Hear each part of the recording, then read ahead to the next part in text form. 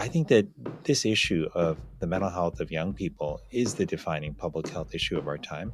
You can really judge a society by how well it takes care of its youth. And right now, we've got a long way to go. From PBS NewsHour's Student Reporting Labs and WETA, this is On Our Minds with Bree and James, a podcast made by teens for teens. Because everyone deserves a place to feel heard. Hi, James. What's up, Bree? We have a very special conversation for our listeners today. A conversation with the U.S. Surgeon General, Dr. Vivek Murthy, who you heard at the very beginning of this episode. Yeah, that was a really awesome experience. He was so cool, so down to earth. So I think you guys will all really enjoy our conversation. In fact, there's so much good material that we're releasing this conversation in 2 parts. Here's part 1.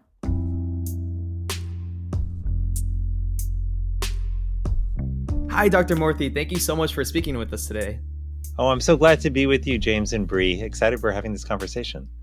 Yes, I am beyond excited to have this conversation. And you are the U.S. Surgeon General, which means you are the nation's doctor. And one of your top priorities for our country is youth mental health. So how did youth mental health become so important to you?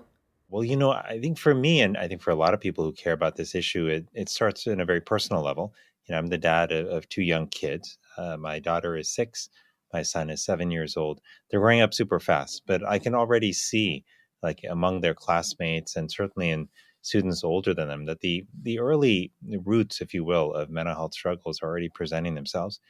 The other reason is when I've traveled around the country, I listen really carefully to what people are talking about, what they're telling me. And there isn't a conversation that goes by where youth mental health doesn't come up. I've spent a lot of time with high school students, college students, middle school students, and even elementary students who have all spoken to their struggles with depression, with anxiety, with suicide.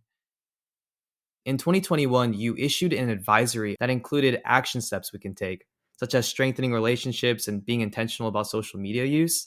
What have you seen since you issued that advisory? We are certainly seeing a lot more public discussion, both in schools and communities, as well as in the media and among policymakers about youth mental health. And that's good. That's important. That was one of the reasons we issued the report, because if we're not talking about it, we're not going to solve it together. And the second thing that we're seeing now is more and more investment from government in mental health resources. That's really important. And a lot of these resources have gone toward increasing the number of counselors, social workers, and nurses in schools who can help provide support and mental health care. We've also seen government take more action to help ensure that insurance companies are actually paying for mental health care as opposed to discriminating against it and treating it as not as important as physical health care. And unfortunately, that has been happening for many years. So on all of these fronts, there's a lot more to do. We've got to both expand access to treatment so that people who are struggling can get help.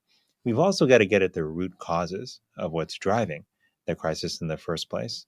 And this is where I think challenges around loneliness and isolation and around social media and its negative impact on mental health become really important to focus on. I'm really curious as to what you were like as a teenager. And most of us struggle in some way, but what did you struggle with when you were our age? And did you ever ask for help? I struggled a lot as a teenager, but I don't think a lot of people knew that on the outside. I think that over time, we all become really good at hiding our pain and putting these masks on that make it seem like everything is just perfect and we've got it all under control. Like when I was young, I was struggling a lot with a bunch of things. Like one is like I put a lot of pressure on myself to sort of excel in certain sort of areas of academia in terms of schoolwork and stuff like that. And I think it's probably safe to say that in some places my standards were unreasonable. I was also struggling a lot with loneliness as a kid. I was really shy and I was very introverted. And I actually really wanted to hang out with other kids, but it took me longer to make friends, and that meant often that I found myself alone. And that was tough. And that's where I actually felt a real sense of shame the most, perhaps, because to say that you're feeling lonely almost feels like you're saying that you're not likable, right? And no one really wants to feel that way. And I didn't either. Yet, when I was really young, I remember in in middle school and elementary school at times, like faking having a stomach ache so that I could get out of going to school. And I was able to convince my mother sometimes that I actually did have a stomach ache. I'm hoping she's not listening to this podcast because I have not talked to her about this and she doesn't really know that I was faking it. But anyhow, the point is like the measures that we go through to actually avoid pain are pretty significant. And so, yeah, I struggled a lot, as a kid. And finally, to your question, Brie, I didn't talk to people about it because I was ashamed. And also, it wasn't something I heard other people talking about either. We didn't talk about it in school. Like, at home, like my parents loved me dearly and unconditionally. And that was a huge source of support for me. So I always felt good when I was at home. But I never really thought about talking to them about some of those struggles, with my mental health and well being. So I kept it all bottled up inside. And I can tell you from experience that was not a good strategy. Well, we really appreciate like you being vulnerable, and I think that's like truly like the first step in addressing like mental health and addressing loneliness. And I'm sure tons of students can relate with your experiences. So I was wondering, if you could give your teenage self any advice now, what would you kind of say?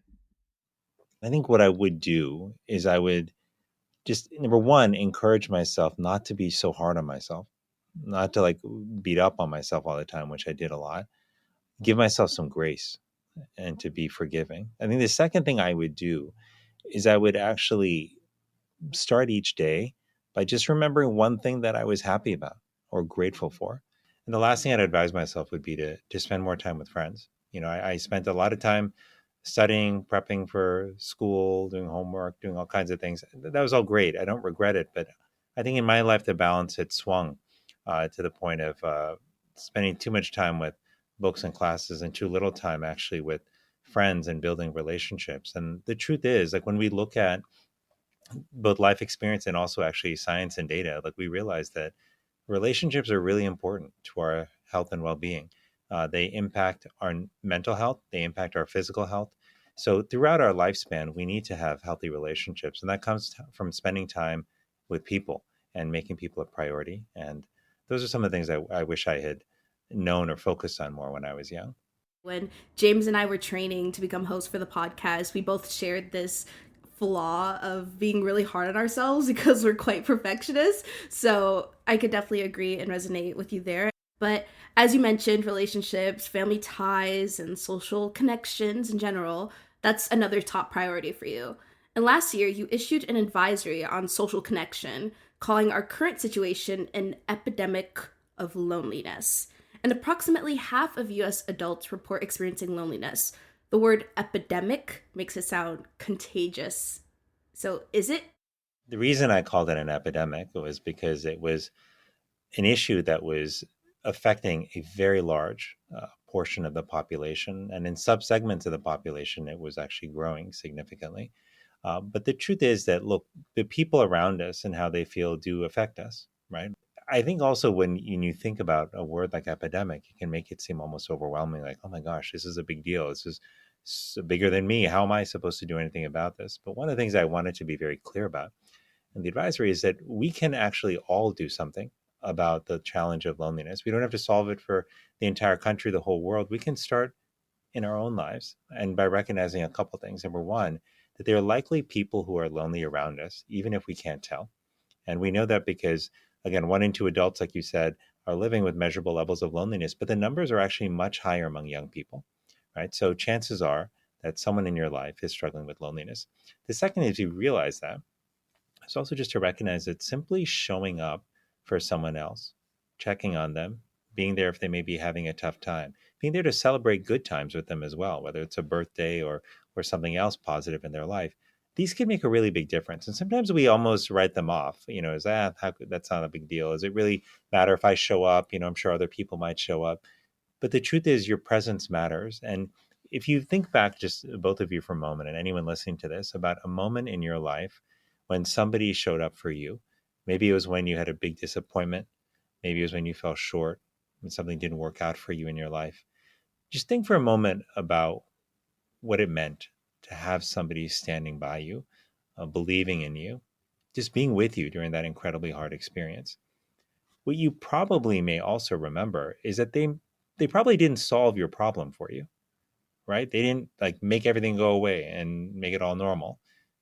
But yet their presence was healing. It was powerful.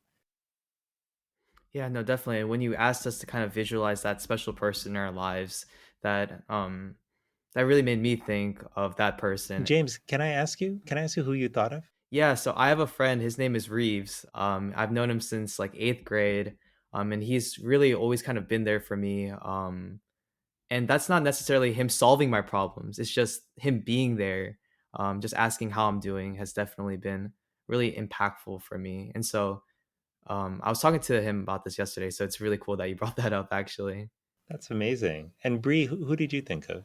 Ooh, I thought about my sister. She's always there for me and she's really supportive, as well as my dad. I also thought about my dad too. So those two, they're definitely my rocks in life. That's incredible. So I'm so glad that you both have people in your lives who stand by you. It's so important. So, touching on that, you mentioned that it doesn't take as much as you might think to overcome loneliness. For example, you don't need 200 plus friends in your contacts or like a huge party to combat loneliness. So, what are some things that teens can do or that you do personally to connect more and feel less alone? One of the things that I do is I make it a point to actually pick up the phone when my friends and family members call. That seems really, really simple. But if you think about it, like how often does it happen that we get a call and maybe we're in the middle of something or we just don't feel like picking it up and we just let it go to voicemail and we figure, I'll just text them back later. We'll connect later when I have more time. And if you're like me, then sometimes days, weeks can go by and you haven't actually picked up the phone to call. The second thing that I do, and this is going to seem um, maybe a little sort of old school, but I actually leave voicemails for people. I was inspired to do this by my good friend Mark, who was my buddy in medical school and in residency training. We were together for years, and then we sort of moved apart, and he was in San Francisco, and I was out on the East Coast. And so when we would try to catch up, we would often miss each other, but he would leave me these voicemails, sometimes a minute long, 2 minutes long, but just tell me about what was going on in his life. And I realized actually I really loved listening to those updates and hearing about them in his voice.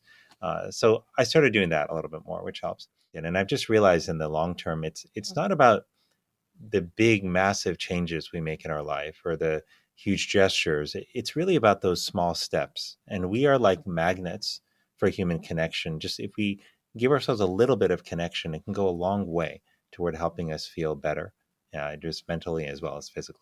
I always listen to my voicemails. Barely anyone leaves me voicemails, and I'm kind of sad about it. But I just love listening to voicemails. It's just so like special and intimate. Well, if we all stay in touch after this, I'll leave you both voicemails. Okay. Thank you. Thank you so much. That was the first part of our conversation with Dr. Murthy. Come back next week for part 2, where we'll discuss social media and fun topics like Elmo and even chocolate chip pancakes. On Our Minds Season 4 is produced by Student Reporting Labs in collaboration with KUOW's RadioActive Youth Media. Today's episode was produced by lead podcast producer Briget Ganske with help from Associate Producer Jaylah Moore-Ross and fact-checking by Simran Gupta. Frankie St. Pierre Nelson edited and mixed this episode. Approval and oversight by Editorial Director Marie Kusick and Executive Producer Leah Clapman. Theme music by Joseph Broad, additional music from Blue Dot Sessions. If you or someone you know needs help, we have a list of resources at studentreportinglabs.org/mental health resources.